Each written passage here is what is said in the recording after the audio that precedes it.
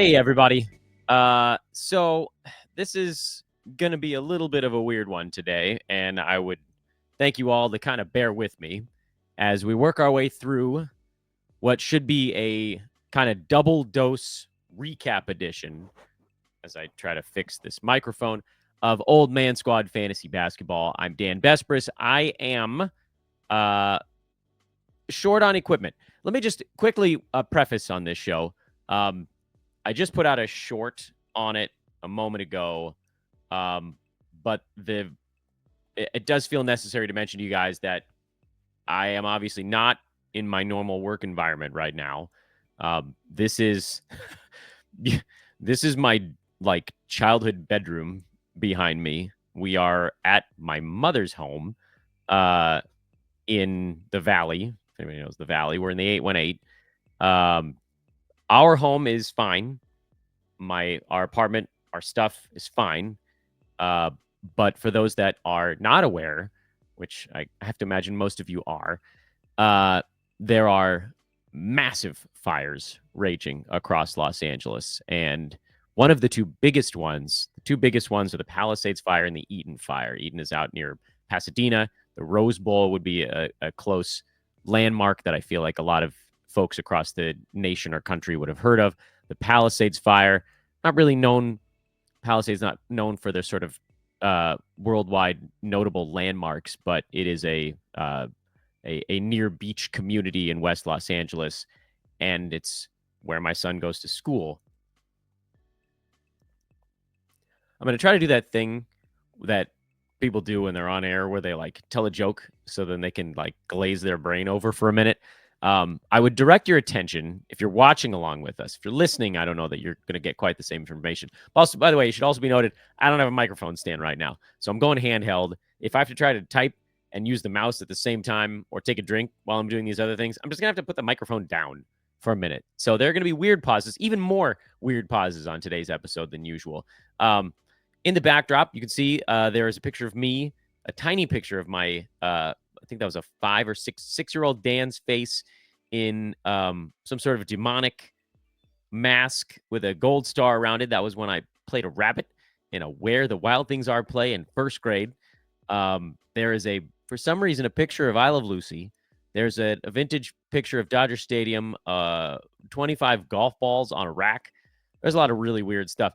There have been some changes over the. Oh, there's I think there's a Little League picture of me on, was that the Padres back there? I think that might have been T-ball. Anyway, welcome to the silly. There's also crap lying all over the ground because we're living here right now with whatever bags we were able to grab out of our apartment and go. The reason I bring all of this up is to try to sort of glaze myself over while I let you guys know that this fire has been extraordinarily impactful. And by all accounts, we are among the lucky ones that we do live in Brentwood, lower Brentwood, because upper Brentwood is impacted also. We're in lower Brentwood. And our home is okay, at least for now, about a mile outside of the evac zone. But we figured a mile, that's close. We're going to get the hell out of here because it gave us time to pack bags and stuff. But we did know that it's actually insane. I would strongly recommend, if you guys aren't following it that closely, that's okay, because our brains can only handle so much trauma. But do look up some of the photos of what the Palisades looks like right now. It looks like a CGI, after rendition of a movie apocalypse. It's the craziest thing I've ever seen. The initial indications are that 75% of structures in the Palisades were burnt in the fire, many of them completely to the ground. My son's best friends, there's 4 or 5 kids that he would probably call his best friends, all of them lost their houses. Every single one, 100%. The school is burnt to a crisp. I think the main entrance and the cafeteria survived. So something like 7 or 8 out of the 20 classrooms still there, auditorium gone, playground's gone, all that. So my kid has no school. Not to say he's obviously all schools are closed right now, but he legitimately has no school. He has no community. His friends have no homes. It's been a really tough couple of days emotionally. And it's weird to feel as this deep sadness and confusion and fear, because fires are weird, man. The wind is at least dying down today. But I don't know, like if you catch a gust and it blows south and a little bit east, that's where we live. We are safe. Asher's friends are safe. There were somehow in a city of 25,000 people that got basically fully razed. No deaths in that fire. There were deaths in other ones, but there were none in the Palisades fire. I have no idea how that's possible. So there's all these silver linings, and yet at the same time, it's the worst fire in the history of Los Angeles. But we try to move forward. Thank you guys for bearing with me. I just felt like after disappearing for a couple of days, not only did you all deserve an explanation as to what's going on, but also I think some of you probably appreciate a little bit of an update. So sorry for the long intro. I know some of you that watch on YouTube are new, and you're like, when the hell does Dan get to the fantasy stuff? It's a little bit of a weird day. I have one hat, I have 5 shirts, and a pair of pajama pants. And so we're going to be rotating through that stuff as long as we're out here in the 818. We're going to be only doing one show a day. Right now, I won't have the 2 a days. There's just simply not the resources for it. But today we're going to be looking over the last 2 days. It's going to be like a little bit like our reverse chronological lightning round weekend. Please follow me on Twitter at Dan Besbris. Whatever updates I have for folks on my personal side will likely be mostly over there. Look at that. Managed to take a drink of water without dropping the microphone or spilling on anybody. Like the video, please, even though you guys probably find it needlessly long and boring so far. And subscribe if you could. Also, please drop a like on our trade deadline live show that is in the show description and also available at our YouTube homepage. We're going to just go through the last 2 days, so the Wednesday and Tuesday box scores, because I've done nothing on social, on YouTube, on podcast channels at all about these things. I've just been sitting, sort of stewing, watching Fire apps and basketball scores. And now it's time for me to talk to you guys about it. So let's go through them game by game like usual. Washington lost at Philadelphia. Wizards were down Jordan Poole, Malcolm Brogdon, and Alex Sarr.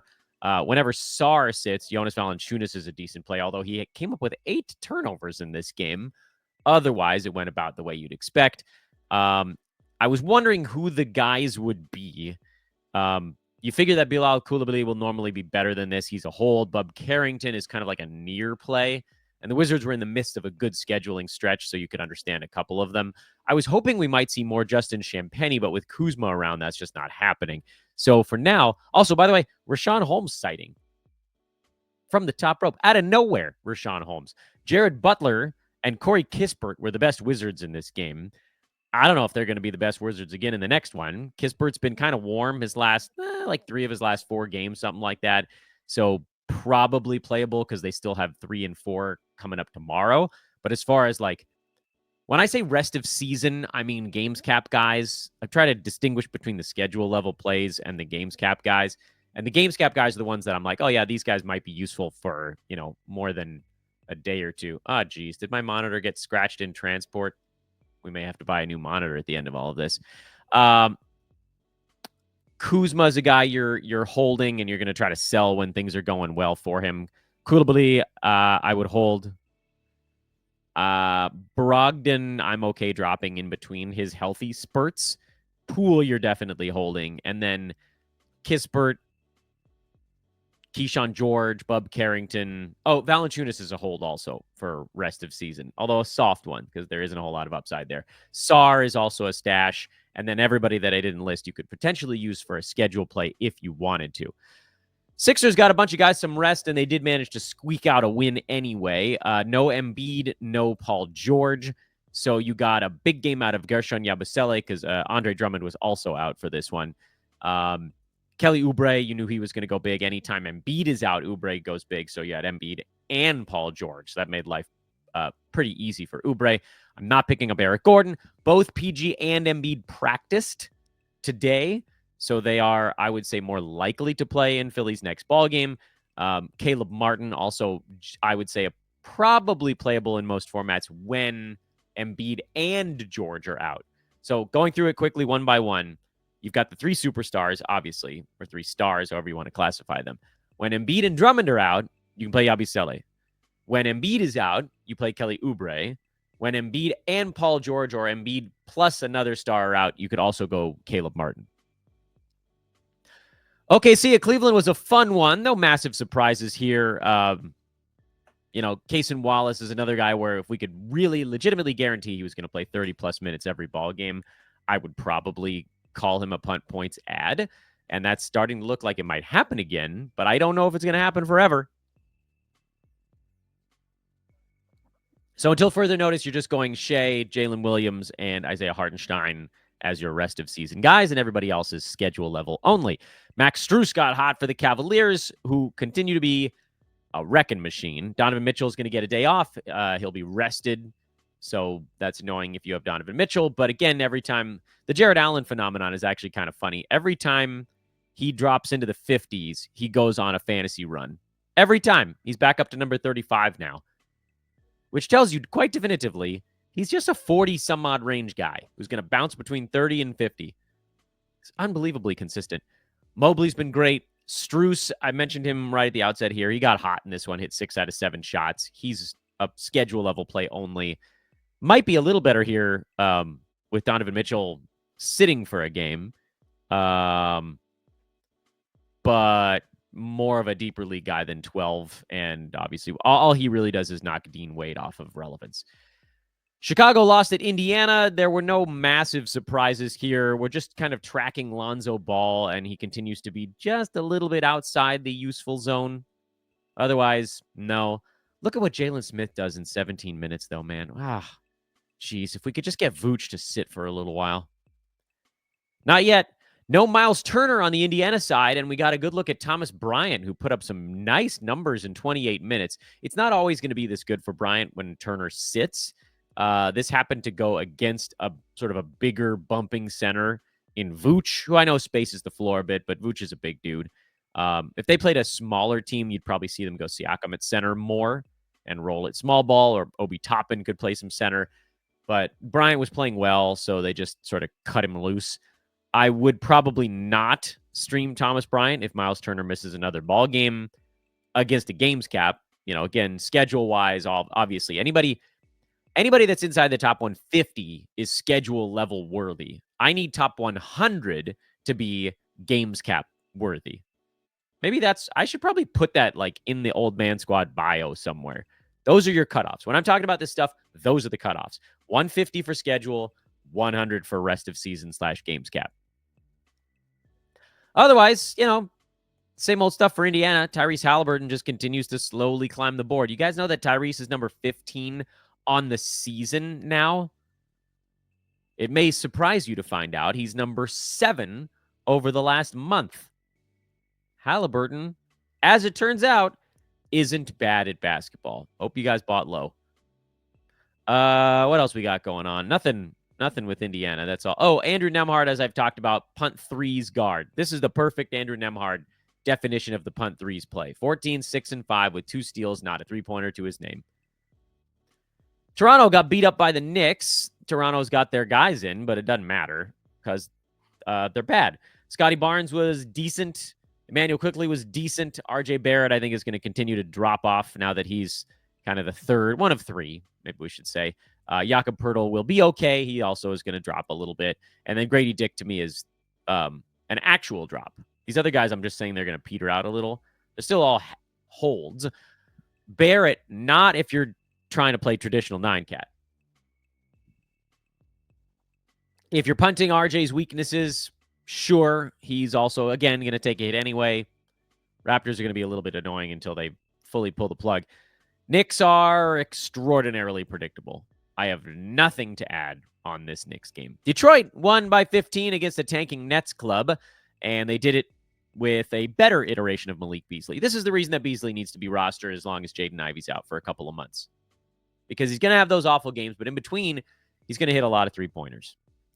Jalen Duren at 8 and 9 with 2 steals and 2 blocks. Might he have gotten an extra 5 or 6 minutes down the stretch if this game was closer? Perhaps. To his credit, he's playing a little better these days. I still think if you can sell Duren for a top 100 or better center, you generally do it. Cade was worse. Tobias was worse. This game was over early, so that's kind of the big story there. As far as the Nets go, oh boy, did I hear it, man. I really heard it. Because on one of my tweets, I was like, yeah, I think I'm done with Noah Clowney. And he was really good here. And I'm fine with that. So look, here's the thought process. I'm not going to defend myself. To drop him prior to this ball game was obviously an idiotic move. I made an idiotic move. But in my defense, if I could just have a little day in defense moment here, while I have your pity from the 5-minute opener on the pod. Everybody's out for the Nets right now besides Nick Claxton. So everybody's a threat to do some stuff. It was Keon Johnson for a couple of ball games. He was a little bit weaker here. But I'm still holding him until anybody comes back for Brooklyn. Clowney's mostly just been jacking up shots and doing nothing else. So it was kind of nice to see him get 6 boards, 3 assists, a couple of steals, make his free throws, not be that awful field goal percent. You can take 9 out of 20. That's not the end of the world. Games cap, I do not have the stones to play him. Games cap, I'm probably playing Nick Claxton and praying, although I don't have him anywhere, so that's a hard call to make. I'm considering Keon Johnson, but in all likelihood, most of these guys, with the exception perhaps of Claxton and then all the injured dudes, not all of them, because I don't like Ben Simmons anymore, are schedule level plays ranging up to as good as being called active stash types. And that may be the proper classification for Clowney and Keon Johnson. They're active stashes. They're playing well enough right now. Clowney is in this ball game. Keon Johnson was in, 2 or 3 prior, to say, all right, I'm going to sit on this guy. We're only a month away from the trade deadline, less now. And Cam Johnson, we know, is on the block, and Claxton's on the block, and D'Lo probably on the block, although will he roll it out? Cam Thomas probably not so much. What if all these guys get out of the way, or some of them? Does Clowney then step into this size role? Probably not, because if Cam Thomas and D'Lo are around, those guys are going to be numbers 1 and 2. I have to believe they move Cam Johnson. His value will never be higher. He's crushing this year. He's on a pretty team-friendly contract.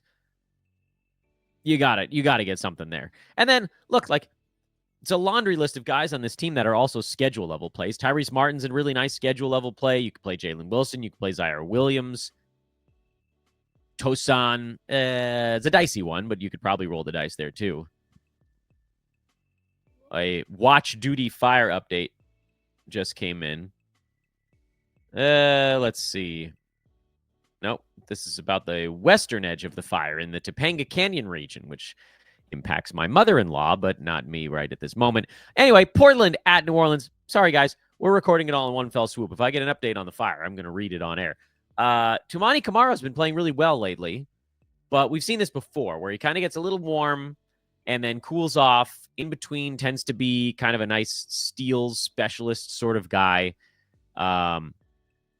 His rostership's been going way up because he's on about a 4 or 5 game run where he's, kind of looking okay. And it's not so much that the minutes have been better. It's really shooting.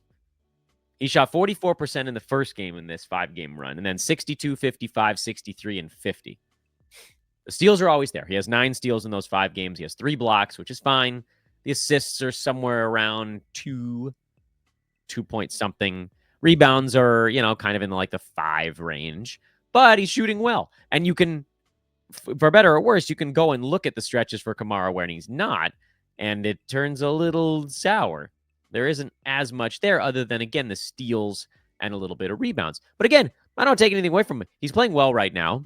He definitely deserves to be streamed in head-to-head while he's on a heater.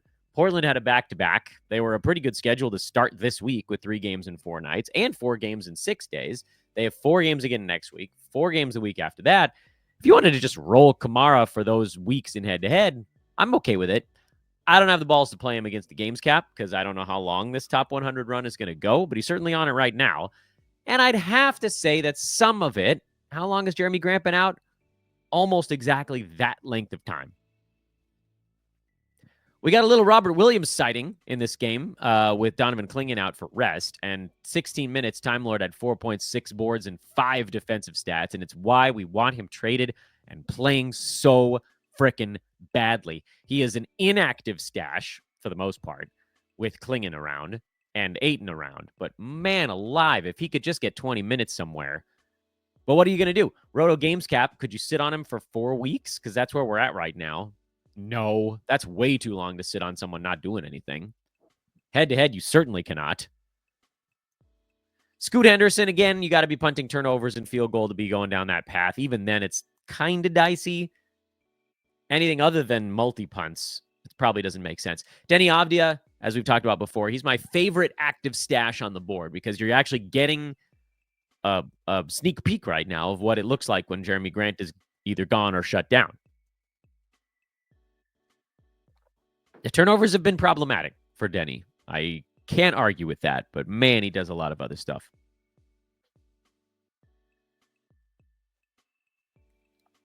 Doing my best to silence the microphone when I got to clear the ash air out of my mouth. Herb Jones got hurt partway through this game for the Pelicans. I mean, what a sad sack this team is.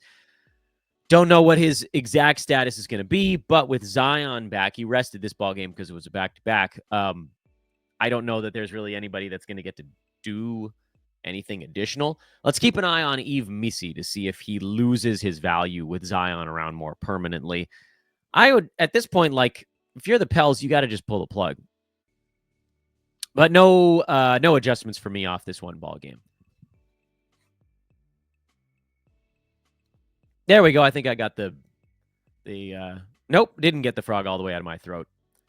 Haven't talked at a broadcasty level in a few days. The voice has kind of gone dead. Clippers also in a little bit of a spot. Kawhi Leonard away from the team for personal reasons. If you guys want to take a stab at them, it's because he's dealing with the fire stuff. Kawhi has family in the Palisades. They've definitely been displaced, probably lost their home. So please do me a favor and cut Kawhi Leonard some slack in this one, as again somebody else who's dealing with kind of the same stuff. Norman Powell, you've got your last sell high possibilities floating around right now. Do it while you can. And then James Harden, I actually think is a buy low. I think Kawhi ends up making him a lot better. For Denver, no Nikola Jokic. Believe it or not, DeAndre Jordan actually had fantasy value for a night. It's crazy. It's absolutely wild. I would not play him, Sam I am. Jamal Murray, Michael Porter Jr., Christian Brown, Russell Westbrook. Those are the guys that you play if Jokic is down. And then obviously you add him back in when he's back in. Easy peasy. Spurs at Bucks, and Victor Wembanyama got a taste of Giannis in this ballgame, and he did not like that flavor. Keldon Johnson, 24 and 11 in a big bench blow-up game. Don't do anything with that. Devin Vassell's shot still hasn't come around, but man, when it does, he's ready to blast into the stratosphere. So definitely make sure you've got Vassell floating around. We were down Jeremy Sohan for this game, who, again, I still believe is more of a punt free throw rest of season guy. If you're not punting free throw, he's more of a schedule level guy, which also falls into that category we call filler. Those are filler fantasy dudes. But a lot of you have a specific punt, so there's probably a team in your league that Sohan makes sense on. If you have him, try to trade him there. No big valuation changes on the Spurs side. Brook Lopez has, not surprisingly, bounced back after his little mini slump. Bobby Portis continuing to run okay, although his shot wasn't there in this game. Probably harder to sell on Portis after a 2 for 12 shooting night, but he still had 11 rebounds. So, he's on a good run. See what you can get. That is the Wednesday recap. Let's pivot up to the top and then flip on back to Tuesday. We'll talk about any teams that didn't go back-to-back. The Rockets, oh, man. Look at the Amen Thompson fun we're having now. Now, listen, anybody playing the Wizards is going to have a good time. The numbers for the Rockets regulars in this game were stratospheric. Jalen Green, Freddie VanVleet, Alperen Şengün, Amen Thompson, all those guys were huge. So let's just focus on Thompson, who had 20 and 15, 5 assists, 3 steals, terrific percentages. Even the free throw percent was good. Made all 6 of them. It's just time to enjoy right now. Yeah, you could try to sell on the Jabari Smith Jr. injury stuff, and you could certainly sell on this game because Amen's not going to be a first rounder. And typically his numbers, they obviously go up when any starter's out, but they sort of double go up if a guard was out instead of a forward, because then he gets to run point a little bit. So, I wouldn't expect top 25, which is what this is like a number one line. But he's an easy everyday play. And so gauging his value might not be the worst idea in the world because this is the good run that we were waiting for all year. So either you just enjoy the good run. I got no problem with that. Just cash in on it. Or you see what somebody else might. Oh, hey, maybe they think that it's just going to be this way forever. And maybe it is. Like maybe someone else gets hurt before Jabari Smith Jr. comes back. But odds are I think at some point they get healthy again. And then we go back to seeing Amen as more of kind of that filler level guy. We talked about the Wizards already. Phoenix, Devin Booker was much, much better. The Suns were much, much not. I tweeted in a game they actually won, meet the new Suns. I was doing some of The Who. I don't have a voice right now. I don't know why I tried. Same as the old Suns. We won't get fooled again. You guys, we're not doing singing today. Dano's voice is scratchy. The air quality in LA is not great. No real obvious notes here. Beal still played 31 minutes. He just wasn't as good in this particular game. Grayson Allen is a guy to keep an eye on. Obviously, any trades would shake things up. But for the moment, Booker, Durant, and I would still play Beal are the only... Oh, no. Tyus Jones down at 21 minutes again. Those three guys are the only dudes I'm using against the games cap right now. Tyus Jones, I would try to hold. Roto bench, head-to-head, you just play it and you sort of wear it for a little bit and just see how this whole thing shakes out. I don't want any of the centers, and I don't want any of the other fringy wings on my team. Yes, I'm opening up a fringy wings establishment. Nick Richards had a weird big game. I don't care. Mark Williams was still fine. He just wasn't as good in this particular matchup, so they rolled with the bench, and the bench did well. Not the bench as a whole, just a couple of guys. Nick Richards, Cody Martin, those guys got Nick Smith Jr., which is like the name you'd make up if you were doing a creative player. Those guys just got extra run for this game. And the Hornets, honestly, the Hornets needed a win.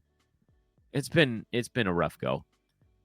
Lakers, this was among the worst Laker games I've watched all year. Defensively, I don't have a clue what they were doing.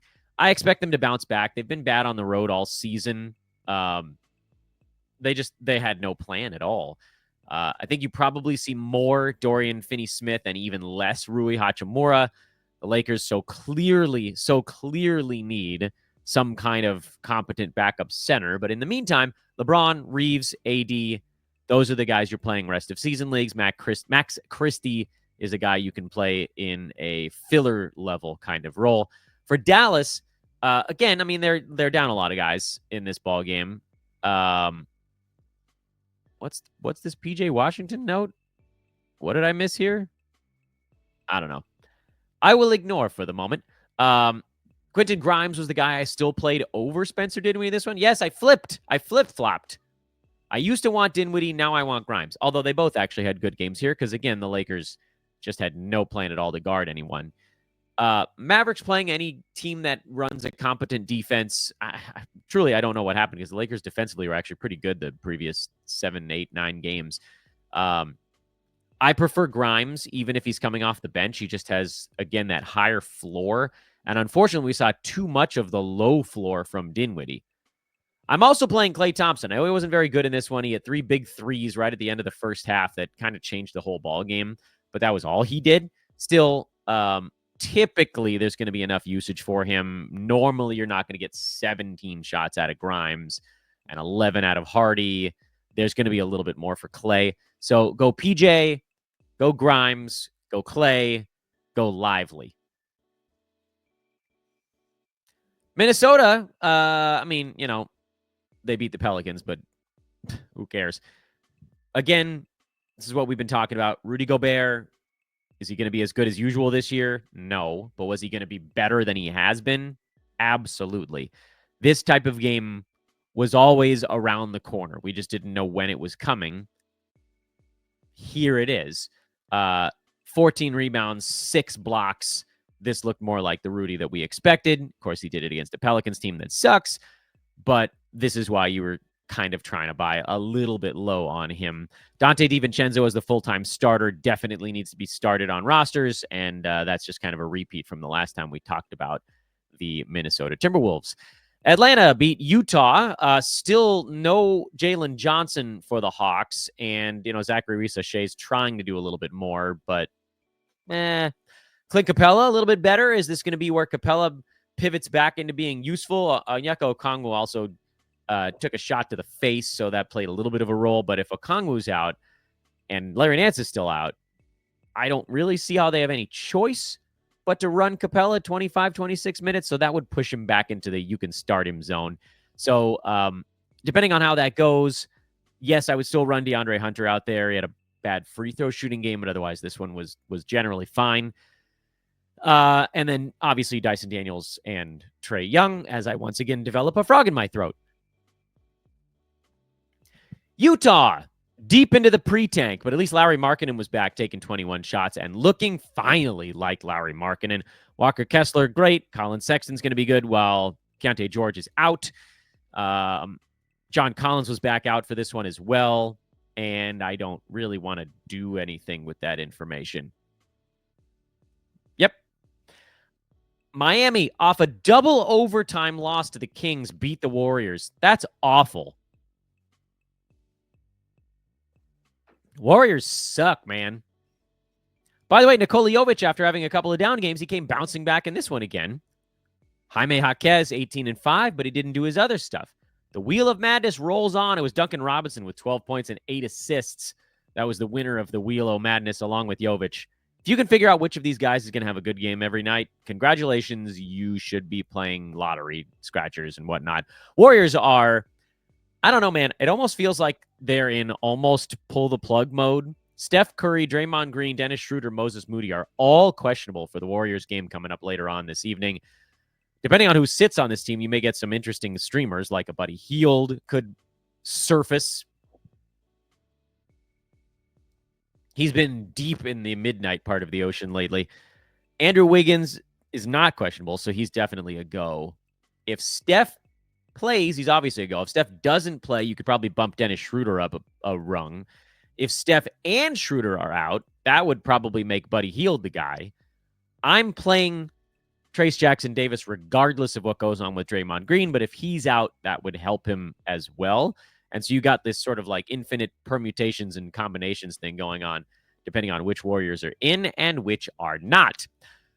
Boston beat Denver, and in basically a surpriseless ball game, there was no Derek White, so Al Horford got the spot start, and he looked good. Horford had this sort of quiet, old man kind of line that you'd want. Otherwise, yeah, cool beans, man. Drew Holiday has finally started his romp up the board. Took a while, but we got there. He's right at number 100. Surprised that didn't push him inside of it, but oh well. This was another no Nikola Jokic game, and this is one where Dario Saric got the start and didn't do it. This is why you're not, and Peyton Watson was actually the sort of extra guy. So was Julian Strother. But this is why you're not playing the additional Nuggets. There's just too much kind of at risk there. All right, guys, that's your show. Double recap. Welcome back inside my childhood bedroom. I can't even look at myself on the screen and not look at all this silly things in the background and think, my goodness, what will you think of me? I feel like there are some books behind me. If I lean to the side, I don't remember what they are. There's like a weird assortment of things in here. Things from when I was like a little kid all the way up to like the end of high school. And they're all mishmashed together because some of them I took with me. Other ones I left behind. Some of the stuff my mom threw out. Some of the stuff my mom left in here. It's a weird room, man. But I'm in it now. Thanks for watching, everybody. Thanks for bearing with me as we deal with this tragedy in Southern California. I will continue to try to get recap shows out to you for the duration. And then at some point, you'll see the poster board backdrop, and you'll know that I'm back home and everything is fully okay. But again, for now, the Besbris, we are safe. Thank you for all of your thoughts. Thank you for offers. Some of you actually offered for us to take you up on lodging. You guys are amazing. It's so cool to have a fantasy community, a community of people that I've never met before that are all reaching out to try to help. There is good. Every time you look around and you think that all hope is lost, just remember, and you guys are part of it, there is good. Again, stay safe, everybody. Like, rate, and subscribe on your way out. And I'll catch up with you again tomorrow, provided everything is still A-okay. So long for now.